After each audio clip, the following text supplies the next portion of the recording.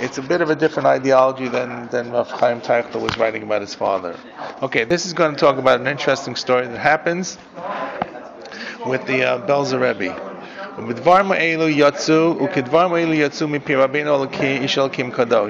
similar kind of thing about how much it's important to love every Jew, even the secular Jews, even the Jews who are anti-religious. And once again, you'll see this is not the same thing we saw from Rav Chaim Teichel about his father. This is much more reach out to Jews. What happened? Morana Rabbi Yisachar Dov Belza. B'shnas Taf Reish Ayin Daled. This took place in the year 5674, which is 1914. At the beginning, who's talking now? Rav Teichel is talking. He's talking about loving Jews. He talked about the fact that then he got onto a side point, which was about whether the Maharil seemed to say that you can only do tshuva before Mashiach comes. No, he's talking about Yisachar Dov Belz, the Belzer Rebbe. The end of the line.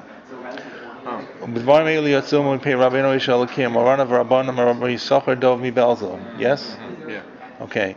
So in other words, along the same lines about reaching out to Jews, even if they're not religious and so forth and so on, and not forcing change, not looking that you got to change them, because everything that we've seen, in other words, what is the difference between Rav Teichel versus the non-Rav Teichel approach? The non-Rav Teichel approach says we want to bring Mashiach. But in order to bring Mashiach, we all have to become more religious and more Haredi and more doing mitzvos. And yes, it's okay that they're developing the land, but eventually they have to become religious if the land is going to have any significance, if their work takes significance. Rav Teichel's approach is, no, every Jew has an importance. Every Jew that develops the land plays a role, even if they stay what they are. So therefore, we should support what they're doing. We should try to go to Israel to make a society, even if the society does not become fully religious, there's a toela to bringing up Mashiach. Oh, the Maharil said that you have to do tshuva before Mashiach comes. He said it's not really true. He was just trying to scare people to do tshuva before. But the bottom line is, if you didn't do tshuva when Mashiach comes, you will be able to do tshuva later on. So bringing Mashiach is not about really becoming religious. Bringing Mashiach is about developing the land of Israel. Religious, not religious, everybody all together. What value is tshuva after the Mashiach came? What value? Of course everybody will do tshuva then. Yeah, but we don't accept converts in time of Shlomo because they're correct, but in other words, once Mashiach comes, then people will do tshuva. Yeah. But he argued, the last thing we did was he argued that you can even do tshuva after Mashiach comes, as opposed to saying you can't do tshuva when Mashiach comes because it's so easy to do. I'm saying what the value is to that tshuva after you saw the light already. Mashiach has come. Yeah, so everything is clear. But everything is clear, now you do tshuva. What's clear is all the Jewish people are in Eretz Yisrael. That's what's clear. No, we say Mashiach comes, yes. Then they do tshuva. Right. That's exactly what his argument is. That even though it's really of little significance, of little personal commitment, because everybody will do tshuva, nonetheless, that's not going to hold back coming Mashiach. As opposed to the normal approach is to say the other way around. Let's get everybody to do mitzvot and become religious and become frum and become orthodox and so forth. And then when that happens, we can bring Mashiach. But until that happens, we're keeping back Mashiach. Which means if you don't make everybody religious, he's never going to come. Which means if you have secular people building the land, you're not enhancing the process to final redemption. You're impeding the process. That was the argument of the Haredim in Hungary. Nobody is against living in Israel. Nobody is against living in Israel. What they're against is having a secular rule in Israel. And Rav Teichel could say, we don't know what he would say for a rule, for a government, but what Rav Teichel is saying is everyone who goes to Israel plays a role. We should go to Israel. The fact that we didn't go to Israel and the secular Zionists have gone to Israel, they're one up on us. Not that they're holding back. They're turning their history backwards. They actually have done one up to help Mashiach come along. Oh, they're not religious. Oh, you know what? Eventually Mashiach will come. Everybody will do tshuva. Okay. But this was a conference that took place in Hungary right at the beginning of World War I. And I believe Rav Teichel was there. He was much younger. It was 30 years before he wrote the book. In the year of Taf Reish Ayin Daled, which is 1914, the First World War had just broken out. And Vehu Barach mi Mishkan Kavod, and the Belzer Rebbe, Rabbi Yisachar Dovi Belz, ran away from where he lived, with Nimlat Le'ir a Rusfort. He went to a city called Rusfort, Asher Be'eretz Hagar, which was in the land of Hungary, Hagar's Hungary. Hagars. I was still living, says Rav Teichel, in those days, Bekila Kadosha, in the city or the community of Busmarin, which is also in Hungary. I hadn't moved to my later place, I moved to Slovakia. I was still living in Hungary then. Asheri Krova, Ir Krova, Le Rosford, which was near the city of Rosford. So when the Belzer Rebbe ran away and had to flee, and he went to the city of Rosford of Hungary, and Rav Teichel was nearby, he writes and pretty much the entire time that the Belzer Rebbe was fleeing to Hungary,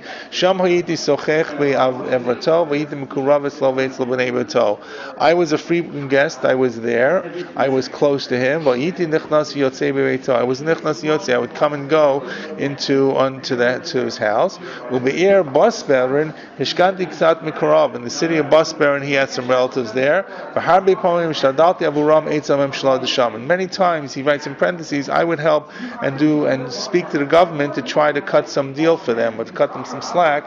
So I had a little protection with the people in the government, because I lived in a nearby city, and I was the Rav of that city of Busmarin, which was near the city of Rosfort, that the Belzer Rebbe had fled to. Thank you. There you go.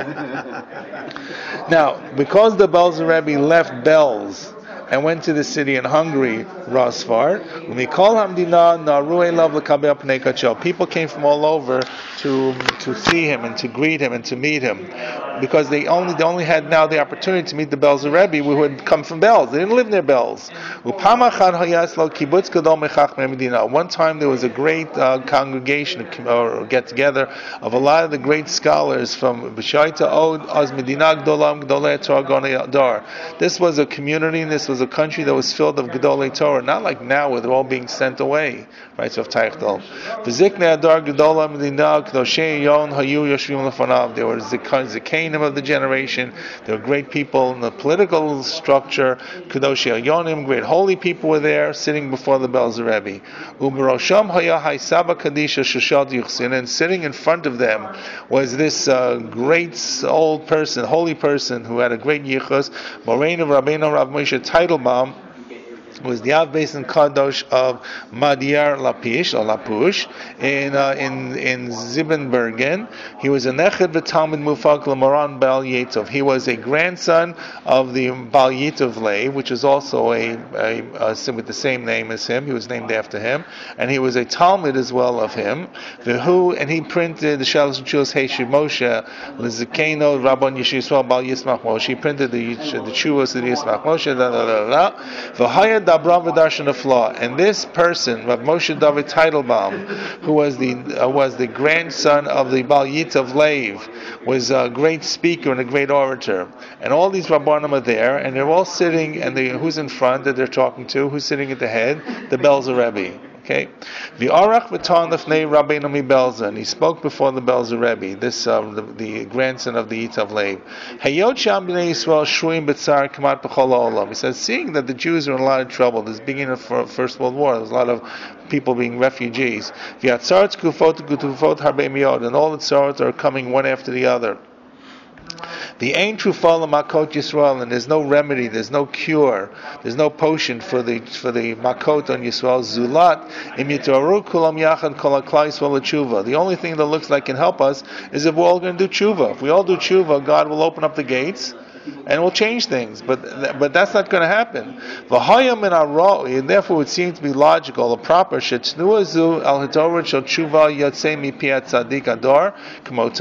that there should be some kind of movement, and to start this movement, that people should make tshuva, because this year at Tzadik Ador Kmoto, there's no one like you. Shechtiru Oto B'Dor Azel Tzadik Ador. You, the Belzer Rebbe, are the one who's been crowned as the leading Tzadik of the Dor. Vim Hidorut L'Zeh Yitzei Mimeno. If you will make a hisorus for tshuva, you'll make a call rate. People should come to tshuva. B'Vada Yifol Al Dor L'Shivat Libem Lavina Shmashmem. Everybody will listen to you, and they'll all return to God. Ubezeh yasigu the Yeshua mamtinim aleha kol kach choshev kol klal Yisrael. And by this, we'll be able to bring a Yeshua redemption, a saving that's waiting for us so difficultly and for all the Jewish people. So in other words, he's arguing that he should put out some kind of some statement, some public statement about the importance to do tshuva, which will be plastered all around and sent all around. Every Jew will do tshuva, because who can say no to the Belzer Rebbe? And if every Jew does tshuva, this will solve all the tzaros of the Jews. Who's arguing this? The grandson of the Baal Yitav Lev, who's a great orator. Kotzwan lefanav kemat shoshlim. He argued this for an hour. V'tim et dvarav b'tamim etukim v'niflaim. And he spiced up his words with all kinds of good spicy words, significant, flowery languages in the flame. Sharak alav mutachov said only he as a great orator could do. So it was a well-polished speech. He spoke speech for an hour. And when he finished his argument and he finished his say, Patach Rabbeinu Piv Kedal Kadsho, the Belzer Rebbe opened his holy mouth. And he only gave him a short response. And what did he say here? He says as follows: Lipushil Ruv Zoln Ir Shan Fartig Mit Iratainis. Are you concluded? Are you finished? Are you fartig with all your different claims? So in other words, are you finished? Stop. As Mashiach wird kommen velen Yuden tshuva matun. When the Mashiach will come, the Jews will do tshuva.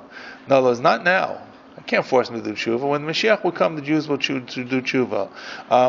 Their ikar is das Juden sollen sich lieb haben einer dem anderen. The really whole important thing is that every Jew should have love for another Jew.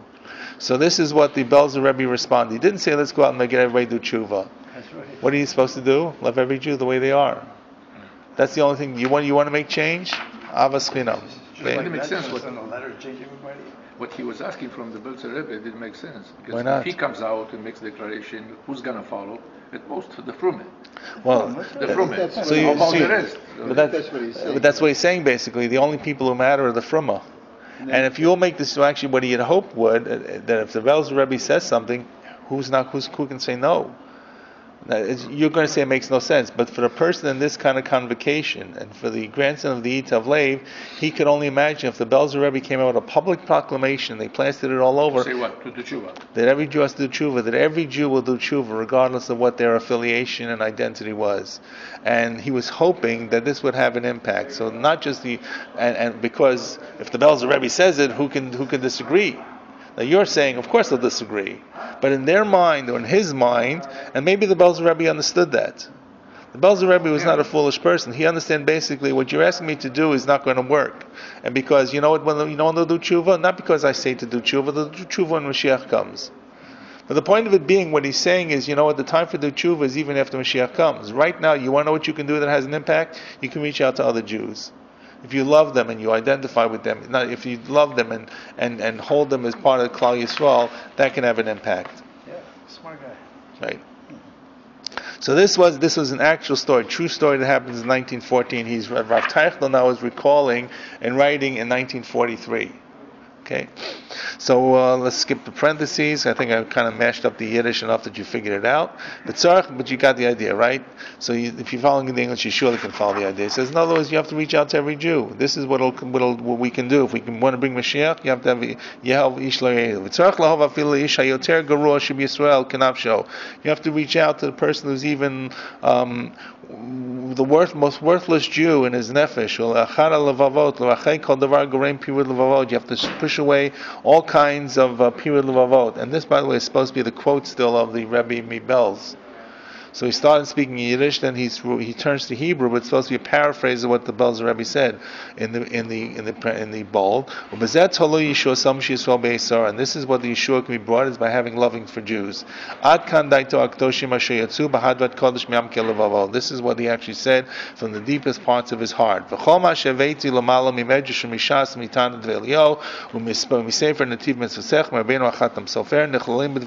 Everything I've written until now is all found and included in these short words of the Holy Belzer Rebbe. Asher chotchim kol lev bar Yisrael asher margish b'tzar ador hazeh, which cut through to the heart of every Jew who's feeling the tsar of our generation now, 1943. V'yesh lo hergesh amiti be'avat Yisrael, and has a feeling for Ahavas Yisrael. V'dav haven kol zot, and you should understand this. V'alti chasid shotem b'vuhol l'katregel Yisrael. You shouldn't say that you're going to prosecute the Jewish people. He says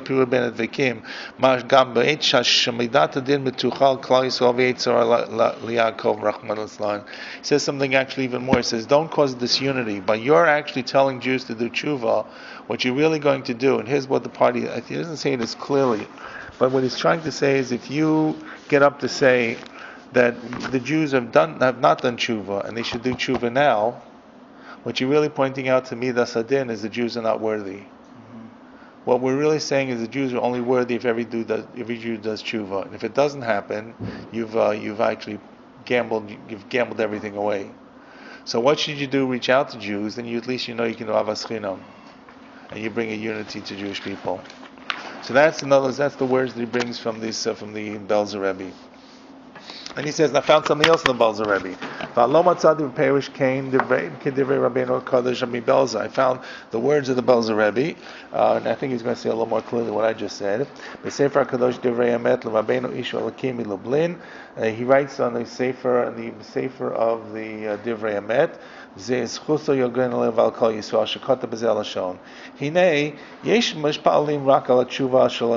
the Belzer Rebbe puts in writing, in his comments in his book, the Divrei Emet, he says as follows: some people think that we should pray. This is the Belzer Rebbe saying. Yes, it is. Yeah. Oh, okay. I think so. No. Oh, no, maybe not. It's the Rav from Lublin. Okay, the Rav from Lublin. You're right. Correct.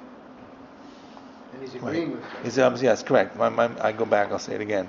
So I found like the words of the Belzer Rebbe in the Sefer Divrei Emet, which is from the Rav of Lublin, which he says, Sefer Divrei Emet. He says as follows. He says, the people think we should pray just for tshuva for the generation. That's not true. Why? Here's why I was just telling you. This arouses strict justice, midas hadin, which is not going to help us, because strict justice we're probably not worthy. The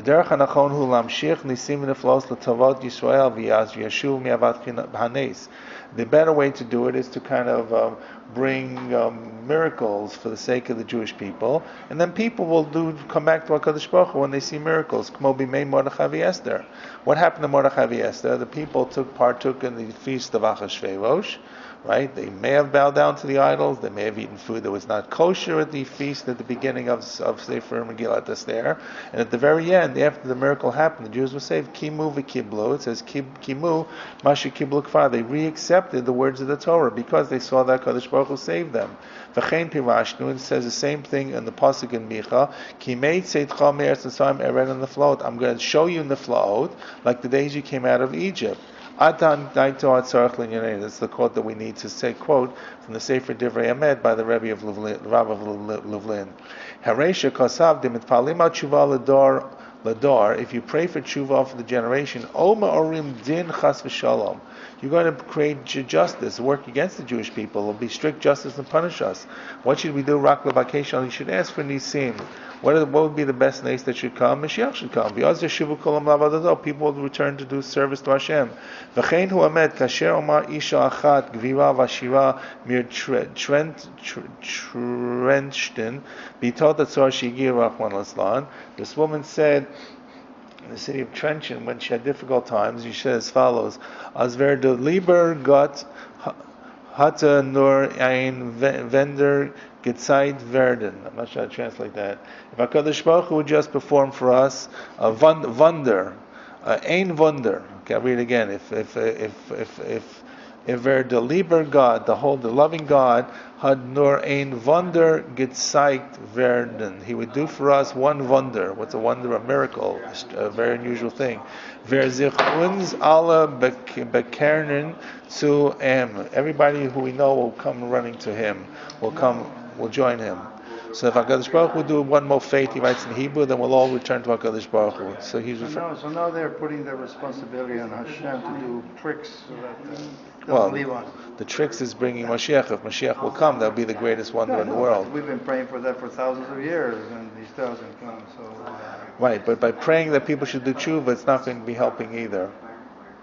In other words, that's exactly the point. The point of it being that by praying for tshuva, it's only going to be destructive to us. Because the HaKadosh Baruch Hu looks down and says, well, okay, I'll wait till they do tshuva. Right.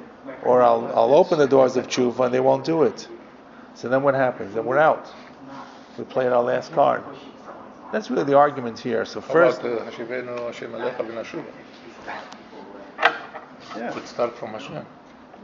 But that's not the only thing we say. We just don't say Hashivenu Lech V'Nashuva. We say you reach out to us and we'll reach to you. But we also say Aneinu Hashem Aneinu. Or Avinu Malkeinu. We do say Hashem B'Tshuva Shneim Afnecha. What do we say? I say Laman Hurugim Hashem Kodshecha. I say Laman Sevuchim Al Hashem Kodshecha. We say save us because of all the people who died on Kiddush. I'm confused. So you see, which way is it? It's both. It's both. We're asking God to help us do tshuva, but at the same time we don't do tshuva, we're still asking God to help us. Yeah. I think it's what Rav Teichler would say. Clearly tshuva helps. And we believe that if we do tshuva, God will listen to us. But what he's trying to say in the larger scheme of things, right, B'katan, if I do tshuva, God will save me. In the larger scheme of things, the Jewish people are the Jewish people even if we don't do tshuva. God doesn't abandon us completely if we don't do tshuva, and bringing us towards the end of days, the Akhris HaYomim, can happen even if we just have Klal Yisrael without the tshuva. That's what he's trying to argue. I know you have difficulty with this. Yeah, because I believe Hashem can do everything and can sort of direct things and do little miracle here and there without really... So there are two ways that Mashiach can come. One in certain specific eras of time, and certain times, those have passed. Right now we're running towards Mashiach in the natural events. The way the natural events play out in the modern world is not everybody follows one ideology. In an open society, people choose what they want to choose. This is the only way that can change. The only way that can change is if we all do tshuva, or if God does something that's going to knock our socks off. That's what he's asking here. Let God bring something that knocks our socks off, then we'll do it. Not say to the Jewish people, you do tshuva first. No, but that's like saying, show us that you exist. Show us that you exist, and we'll believe what you're doing. Yeah. Okay. It's like, so if you don't believe that he does, if you believe that he doesn't exist, then... So, but that's why he quotes in the story of Purim. It says, Kimu v'kiblu hayudim, the Jewish people accepted upon themselves. And the Gemara says, it's the Gemara Megillah, we will get to that Gemara, that says, Kimu v'shekiblu kfar. They carried out what they had accepted. In other words, they accepted it at Har Sinai. Well, you know what? Okay, if you're a big heavy God and you kind of say there's a mountain on top of you, if you don't accept the Torah, you'll be buried by the mountain. I don't have too much of a choice. Now suddenly, when God was able to save the Jewish people, b'derech hateva, in a natural way, where Haman was unearthed and killed, and the enemies looked like they almost wiped the Jewish people out, people said, we're in. So there's like a renewal of the acceptance of the vows made at Sinai in reality in a world that works according to natural law. And that's what he's trying to argue. The world that he lives in is natural law. I know the party line, but in my humble opinion, there are two possibilities we are presented with. One is that Hashem will decide to bring Mashiach whenever the time is, maybe one. And the other one is that people will do tshuva and then Mashiach will come. Right. And obviously that one is preferred. People to do tshuva and that will bring Mashiach instead of Hashem having to bring Mashiach, right, just because. Correct. But let's say, but if it doesn't happen. But I think there is a third possibility, which is Hashem just to give us a little bit, to prod us a little bit here and there, not a big miracle, but small things to maybe be conducive to us to do tshuva. And I think Hashem, that would be the best way. In the end, we end up bringing Mashiach ourselves, because we do tshuva.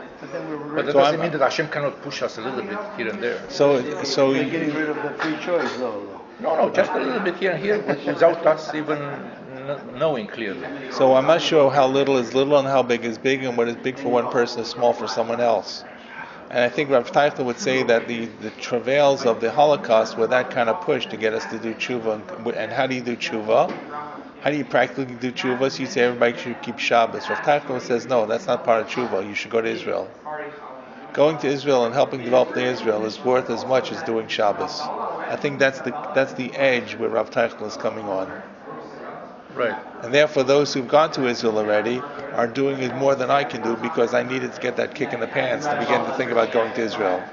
Right. So Hashem can, for example, choose one Gvir, right, who has everything here and no reason really to move to Israel, and somehow do something for him that he will see the light and move to Israel, and then other people will see this. Maybe. They won't see Yad Hashem. Will see that if this person did that, so they will take example. You know what? That one Gvir was Moshe Montefiore, but he didn't change a lot of other Gvirim. Moshe Montefiore put a lot of money into Eretz Yisrael and encouraged kibbutzim and spent millions and millions of dollars, millions and millions of money to make sure that certain communities would develop. He was the Gvir. He was Meshugal Davar, but not everybody followed that. So one Gvir did it. Okay, let's go on. Okay, so your points are valid, but I don't think that's what Rav Teichler is trying to stress. You can always find there are other sources. Right? There's a compendium of sources. Some sources look more like this, some sources more like that. He's trying to put the sources that talk about going to Eretz Yisrael. So therefore he says it's better to reach out to the Jewish people rather than force them to do tshuva. The ayin, right? So this is all about what he quoted from the name of the Divrei Emes, who was saying the same thing as Belzer Rebbe. So this was the woman who, I don't know who this woman Treston was, but she made the same kind of statement. If God would give us one miracle, we'd all return, rather than we're going to return before God does the miracle. The Ayin Rashi Yeshaya, and look, he says, now I'm going to refer to you to the Rashi in Yeshayahu. It says, Vayomer ach ami Em HaBanim lo yishakeru vayhi lahem l'Moshiach. So, Rashi says, and commenting on this pasuk, that they're my nation, my children are my people. Em HaBanim lo yishakeru, they're the children who will not lie. Vayhi lahem l'Moshiach, and he became for them their savior. This is from Yeshayahu, Perek 63. Uperish Rashi v'zeh l'shono, ach ami hema, these are my people. What does it mean? So it means that afa pi shegalui lefanai sheyibagdu bi, even though it's clear that they're going to betray me, they're going to be treasonous against me, mikomako amihem, they're my people. Vareihem lefanai kibanim asher lo yishakeru, and they're like to me like children who can never tell a lie. For a father who loves a child, the child can't lie. Ad kan l'shono hakadosh. This is what Rashi says. V'ayin b'Rashi v'pasuk, and Rashi says a similar kind of thing when it says in Bamidbar Perek Yud Aleph, the people were complaining. Rashi says, Ein ha'am el rishayim. That when it says am, it means rishayim. Sometimes it means erev, but here it means rishayim kshem ksherim kruim ami. And when these wicked become good, they're going to be my people. Ayin sham. Hine beferish af pi shushay Yisrael him abogdim chas v'shalom af pikein lo paskum liot banim lamakom. Even though they're sinning and they're rebelling, they didn't stop becoming banim. Ukraam b'lashon amin. He calls them my people, as if they're ksherim. In other words, in the second Rashi brings that when a Rosh is it's called Am, but when they're called Ksherim, they're called Ami. So Am, the nation, refers to wicked people. My nation refers to kosher people. So in the first pasuk in Yeshayahu, he says that my nation is, even though they're going to rebel against me. So nonetheless, they're called Banim Lamakom.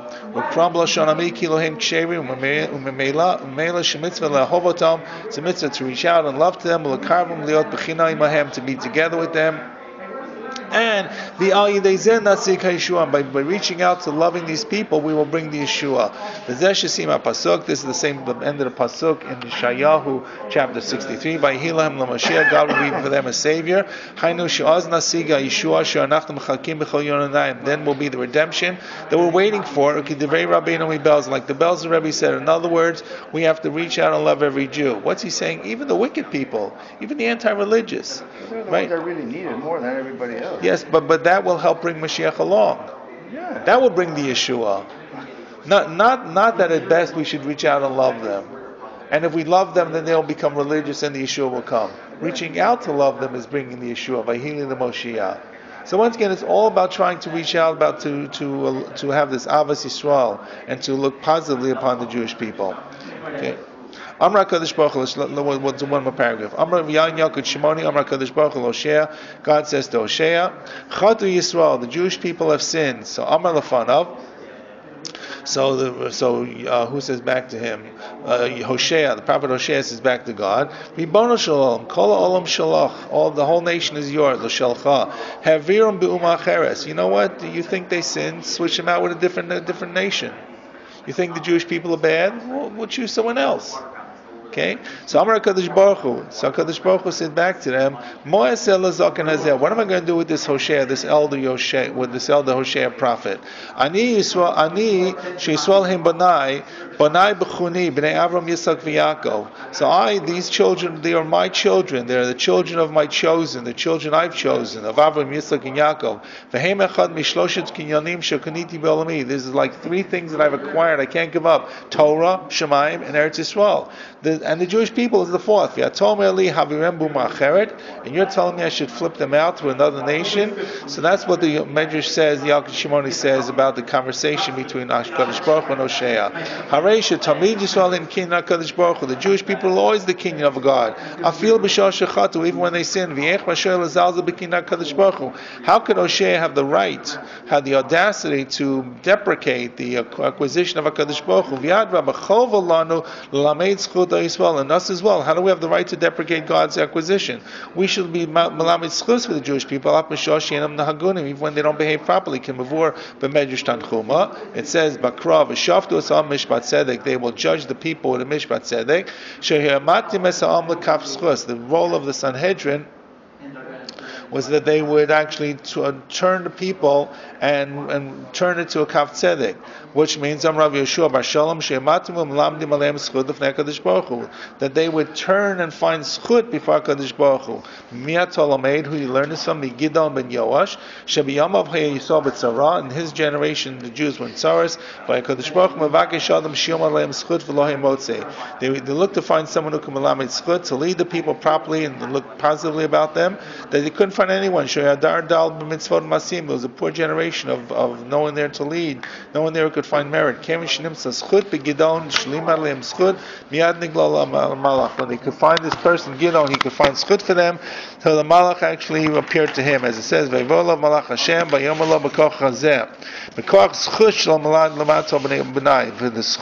the koach of the schut that you could learn good, seeing good in the Jewish people. Then this is what it means, v'shavtu asal mishpat tzedek, sheyu the role of the leadership is to find a schut. It's not about simply judging cases, but being melamed schut on the people, finding the good in people. That's about the leadership of the Sanhedrin.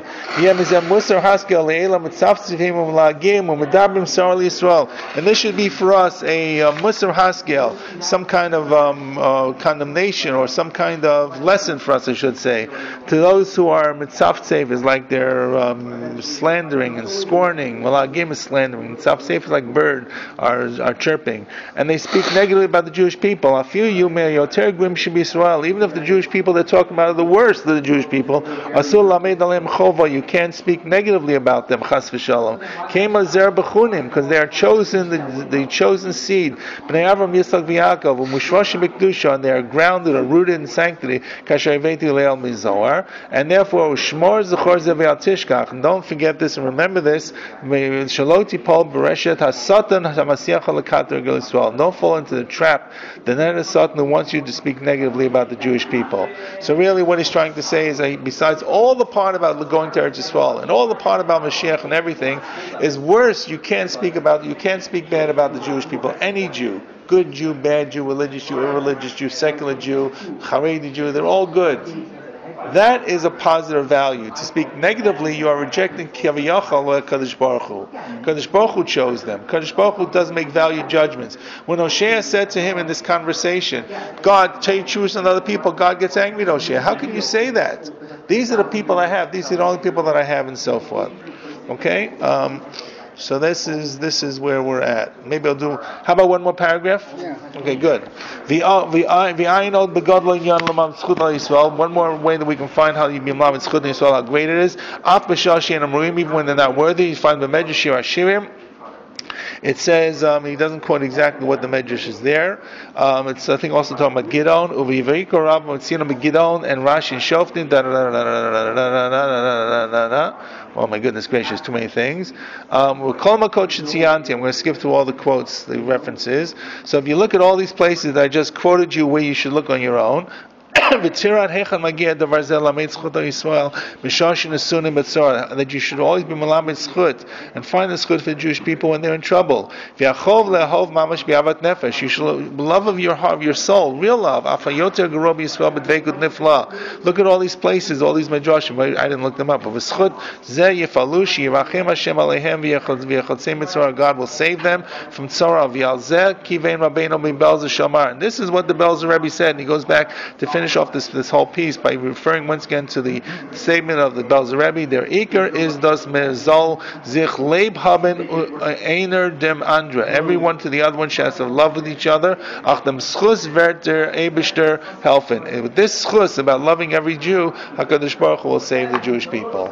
So once again, this is a separate piece. This is not about going to Israel. It's not about the role that everybody plays. It's really about reaching out to every Jew. And therefore, if you want to bring Mashiach, you got to love Jews. And time of Itzara is a time not to castigate and say that we're being punished because of the non-religious, which is what the Charedim said, which is what the Munkacher was saying. That the reason all this trouble is happening is because people have left HaKadosh Baruch Hu. And he's saying the exact opposite. HaKadosh Baruch Hu has brought this sorrow upon us that we should learn to love these people. That's right. There's So, still so much division nowadays. yes, there is. Yes, correct. It hasn't. Even though he wrote this. But he says, Even so. Yeah. He doesn't say that because of the love, Mashiach will come. He said, with the love, Hashem will help. Yes. Right. I'm saying it's like an independent point. Right. So Hashem will help. So, and I'm saying, so besides all the stuff that's going to bring to Mashiach, right, a separate point is when you're in trouble, what's the best response? Love a Jew. That's what the Belzer Rebbe said. The argument to the Belzer Rebbe was in 1914. That's when the grandson of the Yitzav Lev says, you put out a proclamation, we have to do tshuva. When the flip side is, if you don't do tshuva, you're a bad person. Right? He assumed everybody will listen. If they don't listen, we're going to write you out of history. The answer is, that's not the answer. The answer is love every Jew the way they are. And by your love, you can help bring Klal Yisrael into a better matzav. HaKadosh Baruch Hu will then do the rest. But that love is paramount. Includes the Jews in Eretz Yisrael, but it's all Jews. Love includes the ones who are already in Eretz Yisrael. Love includes even the secular Jews who are not keeping the mitzvot. Right. Yeah. Who are the ones around them, the ones in Hungary and all of that, but the ones in Eretz Yisrael too. Correct. Yeah, but yes, to the extent that they're playing a role in what they've done. But he means the secular Jews in Hungary, the secular Jews in Israel. The point of it being, if the secular Jews are in Israel, they're playing a role, and you have to reach out to them as well. Okay? I think we're saying the same thing. Just like the Beatles said, love is all you need. Oh my goodness. Okay, maybe. It's true. We're not.